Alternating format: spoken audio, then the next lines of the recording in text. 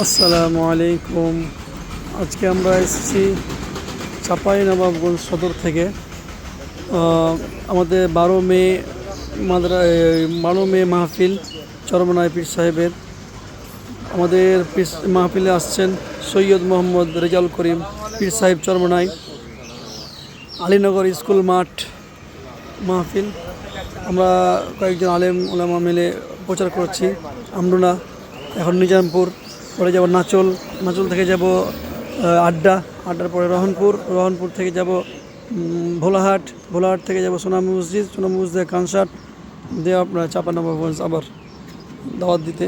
তো আমরা মাহফিলে যা থাকছি, আপনারা অবশ্যই আসবেন। সকলের দাওয়াত থাকলো মাহফিলের। আমাদের সকলের জন্য দোয়া করবেন, আমরা যেন সফর ভালোভাবে শেষ করতে পারি। এই মাদ্রাসায় আমরা প্রচার করলাম। এখন আরও কিছু মাদ্রাসায় যাব, যেগুলো নাম বললাম। আমরা চাঁপাইনবাবগঞ্জ থেকে কয়েকজন আলেম ওলামা বের হয়েছি এই গাড়িতে করে, আমাদের গাড়িতে হুজুর আছে আমাদের সাথে।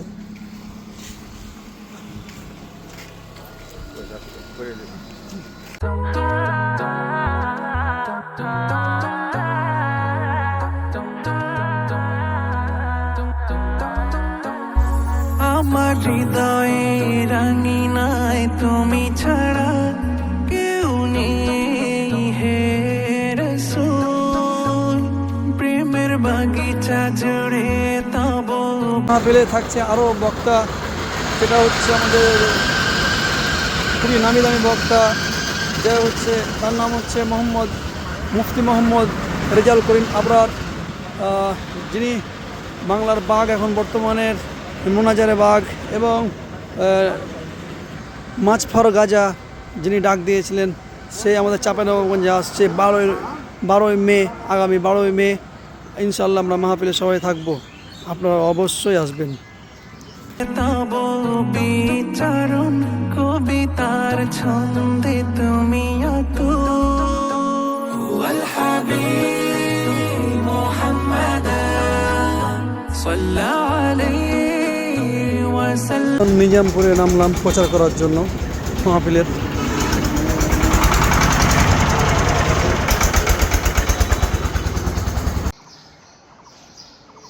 নিজামপুর আলিম মাদ্রাসা একাডেমি ভবন।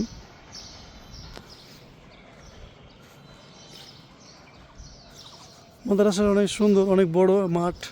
এদিকে মাটির একটা বিল্ডিং, এদিকে নর্মাল একটা বিল্ডিং। অনেক সুন্দর করে বিল্ডিং পেয়েছে এরা একটা, অনেক ভালো লাগছে। বিশাল বড় একটা মাঠ খেলার জন্য। মসজিদ, মাদ্রাসার সাথে একটা মসজিদও আছে, অনেক সুন্দর।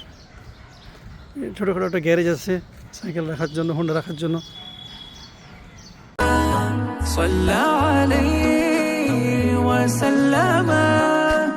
আমরা এখন নিজামপুরের একটু আগে আরেকটা মাদ্রাসাতে নামলাম দাওয়াত দেওয়ার জন্য। সেই মাদ্রাসা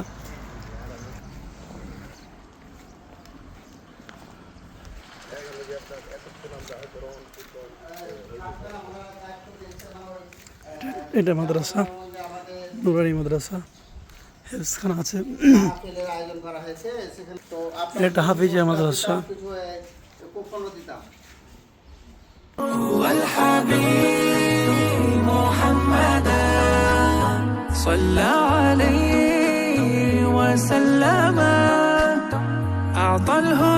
আমরা এখানে নামলাম নাচল পার হয়ে ভোলার মোড়। এখানে কিছু সংখ্যক পোস্টার দেওয়ার পরে আমরা চলে যাব।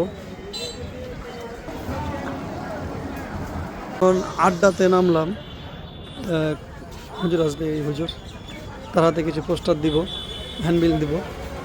এখান থেকে আবার রওনা দেবো দেওপুরা। আমরা এখন নাচল আড্ডা পার হওয়ার পরে এখন দেওপুরা বাজার নামলাম দাওয়াত দেওয়ার জন্য।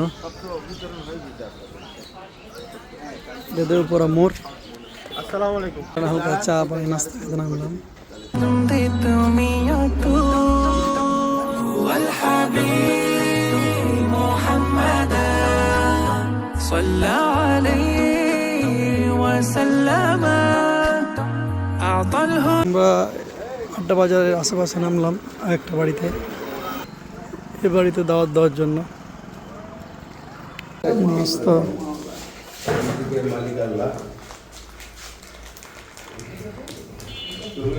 আমরা এখন এলাম রহনপুরে একটু দাওয়াত দেওয়ার জন্য। রহনপুর বাজার।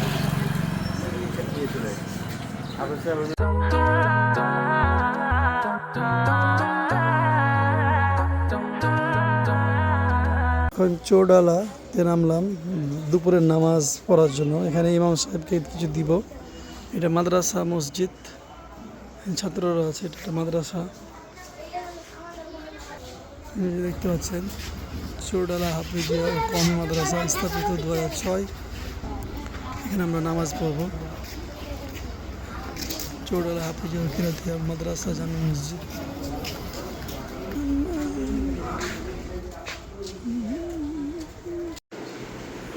মসজিদের ভিতর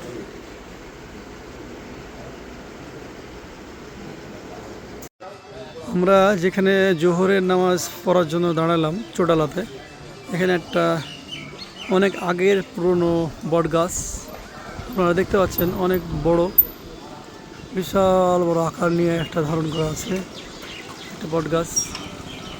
বট গাছটা কত বছরের এখানে কেউ বলতে পারে না, সম্ভবত 100 বছরের উপরে হবে। তো দেখতে পেলাম, আপনারা দেখতে পাচ্ছেন মাশাআল্লাহ, এর আগাছা ও বিশাল বড়। তো আমার এক হুজুর আছে এখানে, হুজুর বললো যে এই গাছটা কাটা যায় না, কাটলে নাকি সমস্যা হয়, বাধা হয়, জিন পড়ি সমস্যা হয়। আমরা এখন বোলাহাটে নামলাম, বোলাহাট ব্রাক, একটা মাদ্রাসায় যাবো এখন।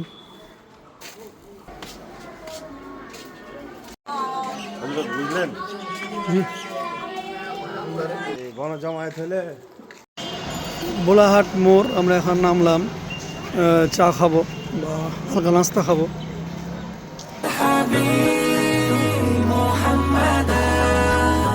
صلى عليه وسلم أعطى الهدى بكماله رفع الإسلام بجماله طلع البدر علينا من ثنيات الوداع وجب الشكر علينا ما دعا لله لا मेरे इश्क तुम प्यार।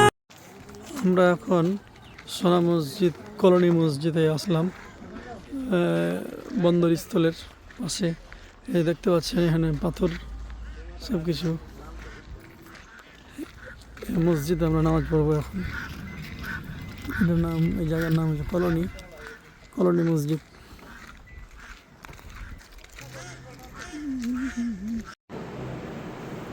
এটা মসজিদ।